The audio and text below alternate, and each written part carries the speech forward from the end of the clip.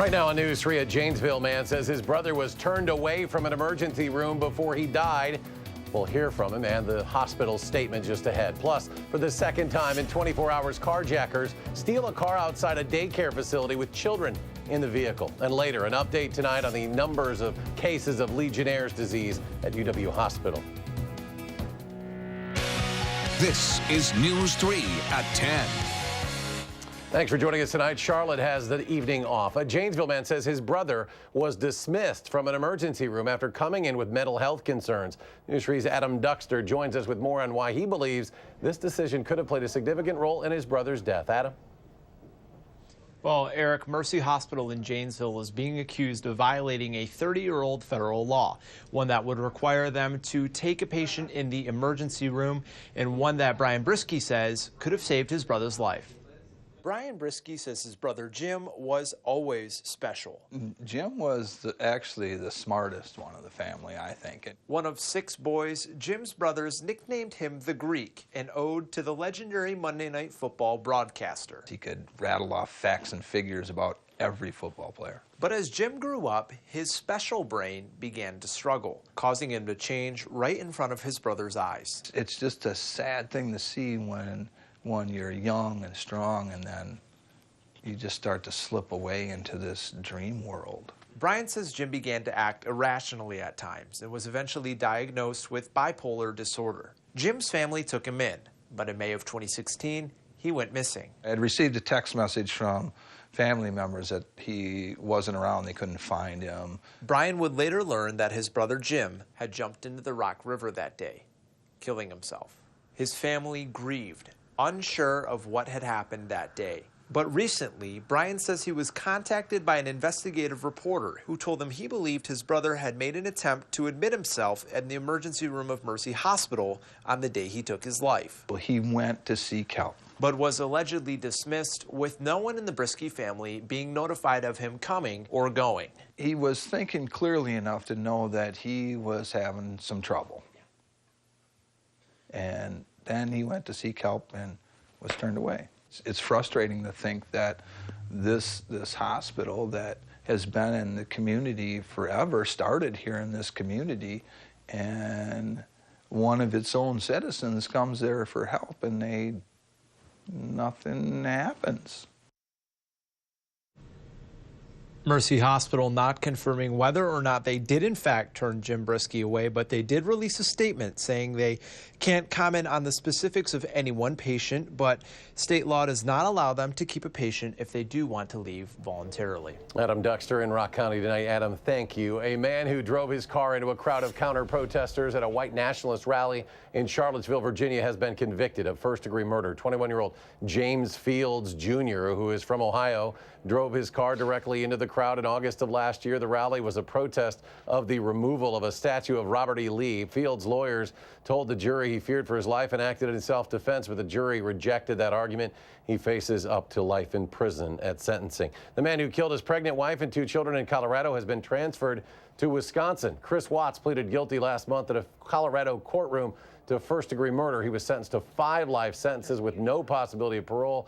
Authorities said this week he'd been transferred outside of Colorado for his own safety. Online records show he is now in the Wisconsin Department of Corrections system. And a former campaign aide to President Trump has been released from a federal prison camp in Wisconsin today. George Papadopoulos spent 10 years at the federal prison in Oxford for lying to investigators about his contact with individuals tied to Russia during the 2016 presidential campaign. He'll now have 12 months of supervised release and must serve 200 hours of community service within a year and pay a fine. A former Madison police officer will spend the next 30 days in jail for driving while drunk with a child in the car. Kelly Heff sentenced today with Huber privileges in Dane County Court. Her license was revoked for 14 months. She is required to have an ignition interlock device as well for 14 months. Madison police are searching for 2 suspects believed to be involved in a string of armed robberies last night. Those are suspects seen in this surveillance video. The 2 are believed to have robbed the BP station on Mohawk Drive. That's just off Nakoma Road. The BP station on Atwood, as well as Rocky's Liquor on the Beltline Frontage Road. Those robberies were all reported in a span of 40 minutes. Employees at all 3 locations described similar suspects. Anyone with information information is asked to call Madison police. Authorities believe 2 carjackings outside local daycare centers in a 24-hour period are connected. Yesterday, a car was stolen outside Great Beginnings Arbor Hills Daycare Center on Todd Drive in Madison by 2 masked men. Police say the 36-year-old woman was inside picking up a child while masked robbers opened the car doors, ordered her family out of the vehicle, including a teenage boy in the passenger seat and 2 younger children in the back of that vehicle. Police found the stolen car not long after on Tree Lane in the same area where a stolen car was found the day before when robbers forced a man and his 3-year-old daughter out of a car at La Petite Academy on Schrader Road. We are no longer living in a time where it's safe to leave your vehicle running or unlocked or unattended. So I think it's a lesson for all of us, no matter which center or neighborhood or community that you're in. Now, in both cases, no one was hurt. Police say victims did everything right, but the robbers did take valuables from the cars. A Madison man was killed in a crash on the interstate near Milwaukee today. It caused some major backups this afternoon. The 34-year-old man was traveling eastbound on I-94 in Waukesha County at about 1:30 this afternoon when he lost control, crossed the median, and hit a vehicle going in the opposite direction. The driver of that car was taken to the hospital with life-threatening injuries. Traffic was impacted for several hours. The accident remains under investigation. On a very chilly Friday, we check in now with meteorologist Dave Caulfield on the backyard patio. A look at our first alert forecast as we head to the weekend, Dave.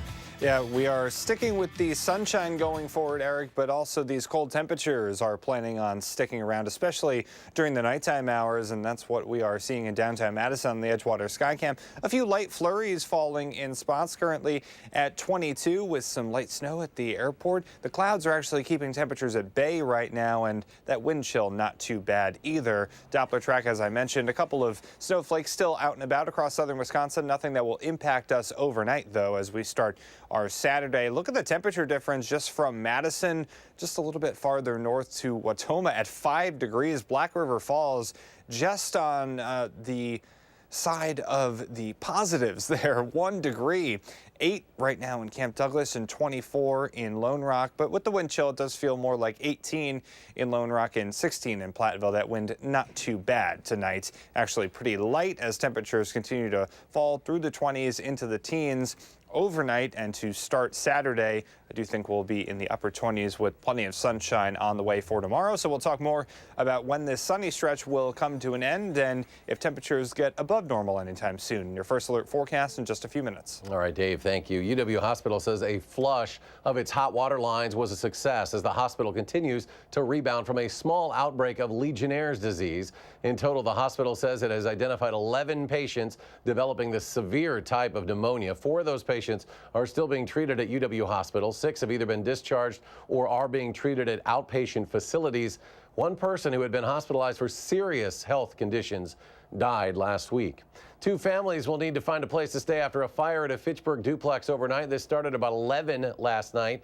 This was on Woods Edge Way near McKee Road at Seminole Highway. Several departments worked through the night. The fire caused about $800,000 in damage to these side-by-side duplex condominiums. No one was hurt. Court documents released today are bringing some new insight into Robert Mueller's special counsel investigation. Federal prosecutors in New York recommended President Trump's former personal attorney, Michael Cohen, should receive a, quote, substantial prison term of about 4 years for his crimes in a case involving campaign finance violations. Prosecutors did not advocate for leniency because they allege Cohen's crimes, quote, reveal a man who knowingly sought to undermine core institutions of our democracy in order to profit personally. And also today, Mueller's team filed a memo in U.S. District Court in Washington detailing how Paul Manafort, one of Trump's 2016 campaign chairs, breached his plea agreement with repeated lies after that plea deal. The lies included Manafort's interactions with a former Russian Manafort aide who was also charged in the probe.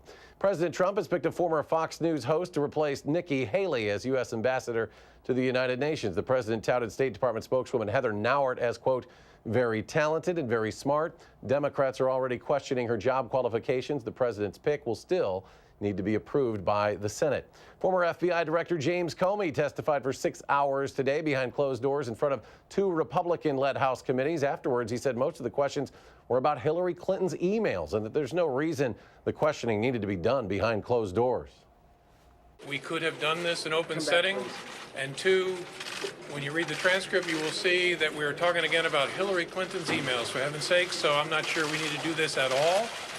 But I'm trying to respect the institution.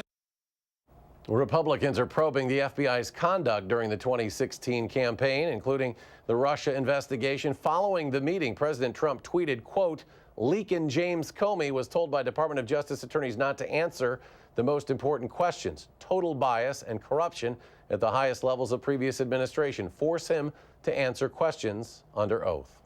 Across the country today, people are taking a moment to pay their respects on this 77th anniversary of the attack on Pearl Harbor in D.C. A special ceremony at the World War II monument there, recognizing survivors and the lives lost. And in Hawaii at Pearl Harbor, as they do every year, hundreds of veterans, service members, and dignitaries gathered for another ceremony.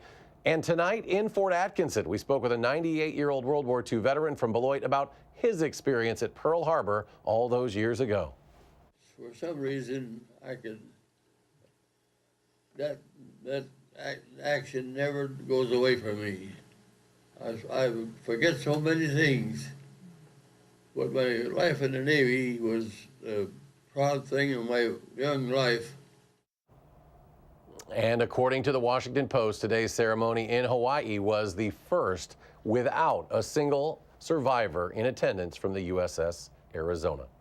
Still ahead tonight at 10, your full weekend forecast, plus the Dane County Salvation Army in desperate need for volunteers and donations. And we'll check out the annual holiday train making a stop in Columbia County tonight. Stay with us.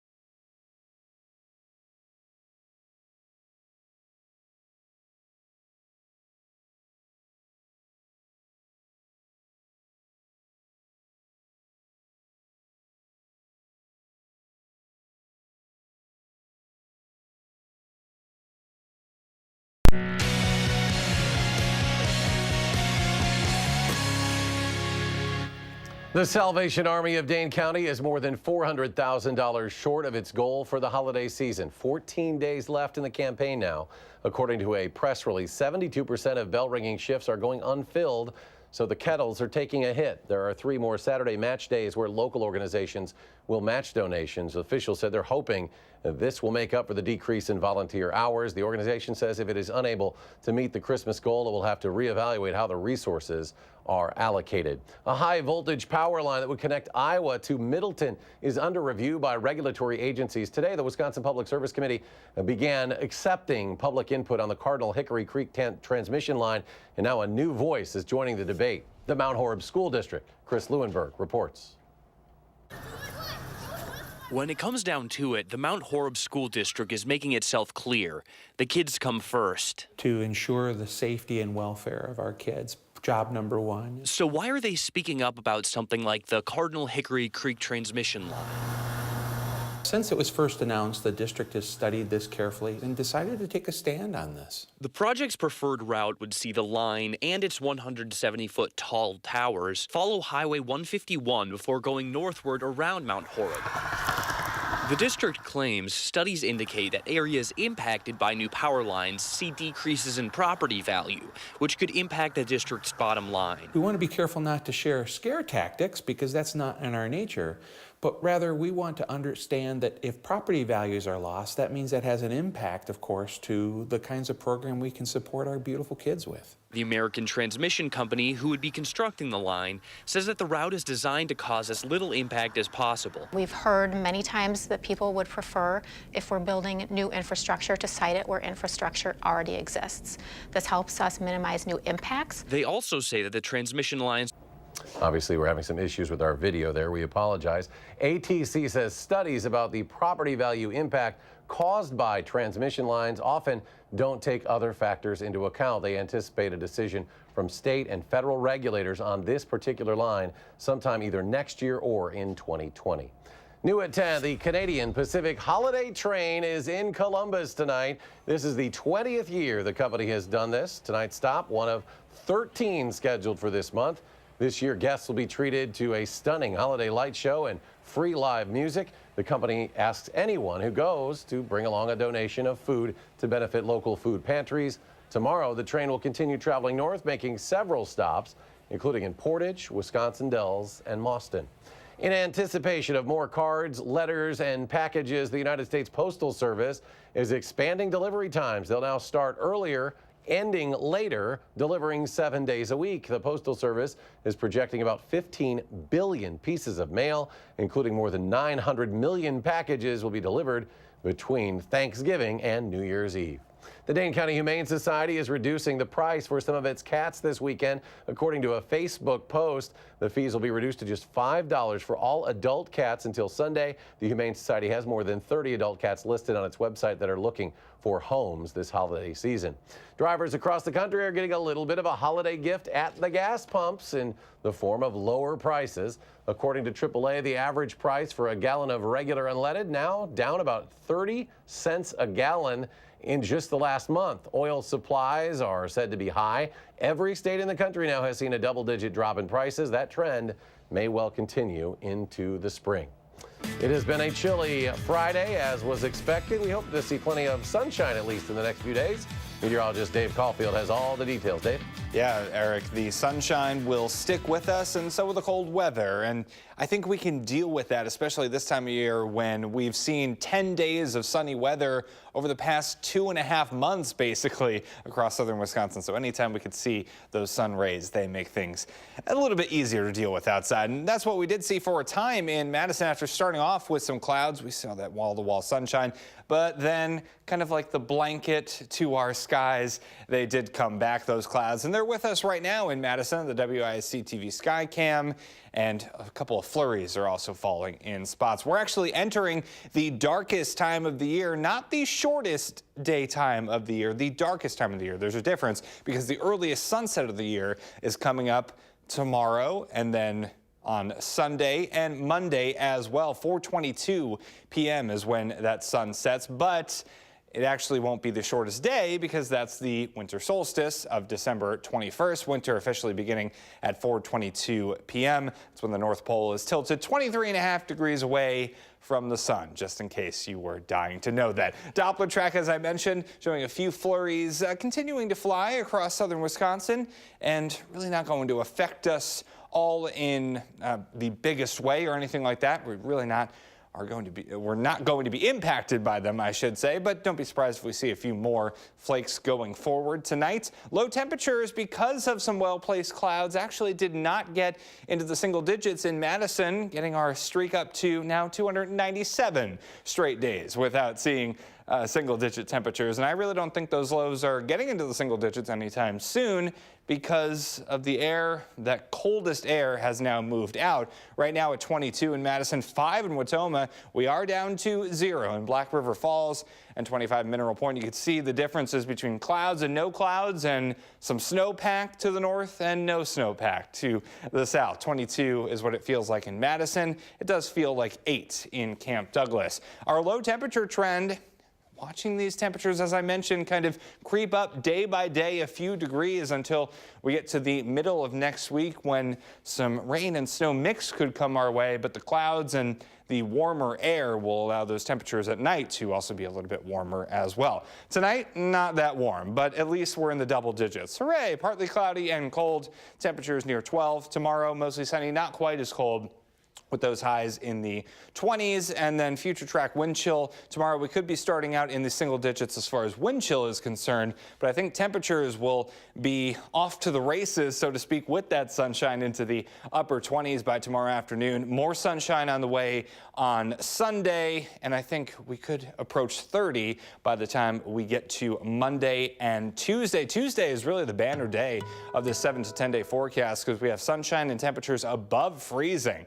That doesn't even seem right for me to say it, but I think it's going to happen as we head into the middle of next week. We'll see those temperatures in the mid-30s, but also a chance of some rain and snow showers. We're still watching that system, but I'm excited to watch the sunshine over the next couple of days. Yeah, at least we've got that, despite Yes. the cooler temps. Dave, thank you so much. Badger women's volleyball team taking a step closer to a possible national championship. The story coming up in sports.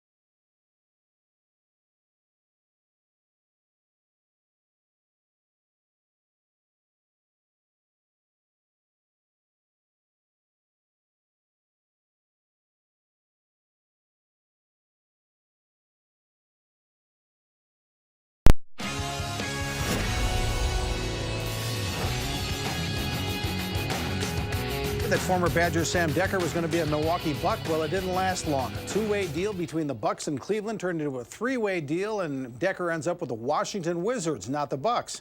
The Bucks do get George Hill from Cleveland and Jason Smith and a second-round pick from Washington. The Cavs get Matthew Dellavedova, John Henson, and a first-round draft pick from the Bucks.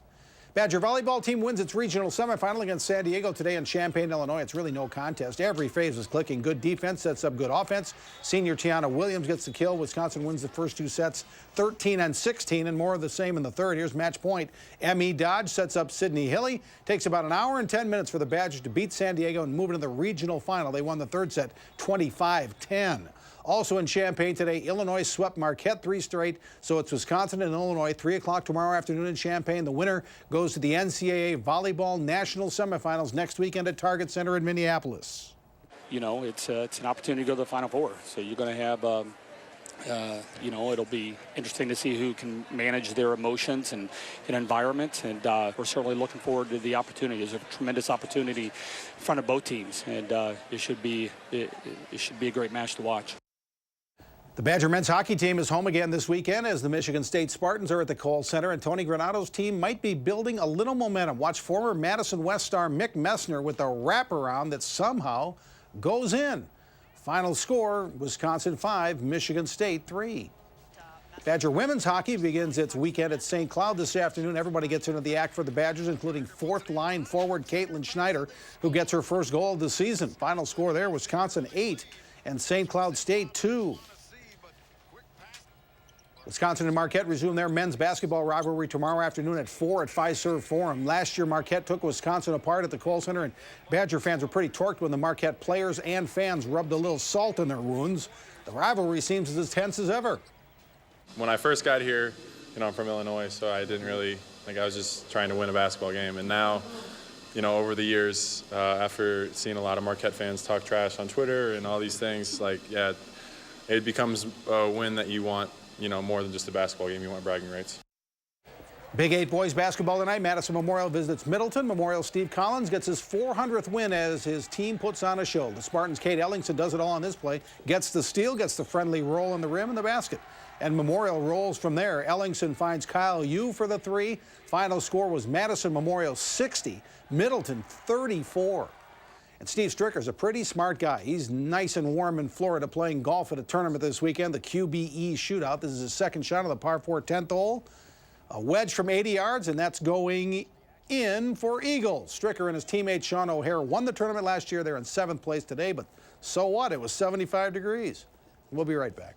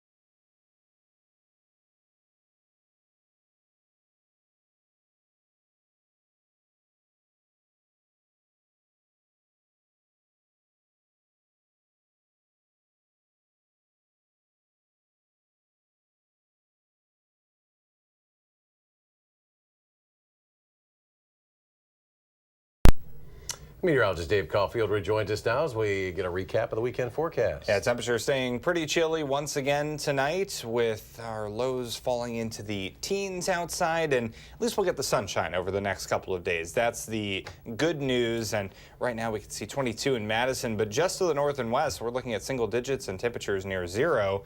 Overnight, I think we'll fall into the teens. Sunshine tomorrow and Sunday, temperatures in the 20s, and then we'll hit the 30s by the start of next week. All right, Dave, thanks. Thanks for joining us. Have a great weekend.